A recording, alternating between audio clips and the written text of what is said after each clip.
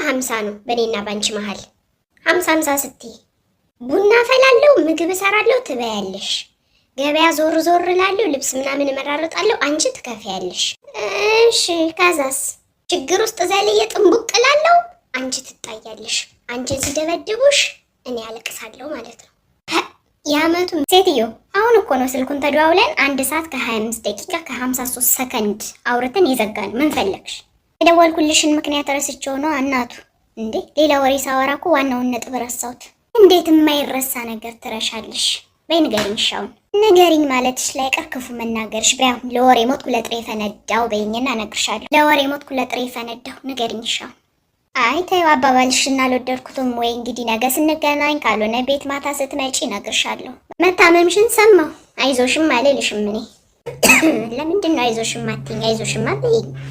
የዛሬ 13 ቀን ከቀኑ 10 ሰዓት ከ35 ከ42 ሰከንድ ላይ ስቶሪ ያደረግሻት ልጅ መጣ አይዞሽ ብላ ትበልሽ።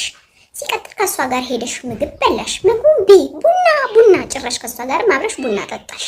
ምን ችግር አለው? አንቺ ደግሞ ለማንኛውም እሺ ይቅርታ በቃ እኔ መጥሽ ጠይቂኝ። በዝ ልጅ አየሽ እንደዚህ ነው ይቅርታ ማለት ያለብሽ፣ ግን ይቅርታ አባባልሽ አልተመቸኝም። ለማንኛውም ምን ይዤልሽ ልምጣ? ዛራ በረኪና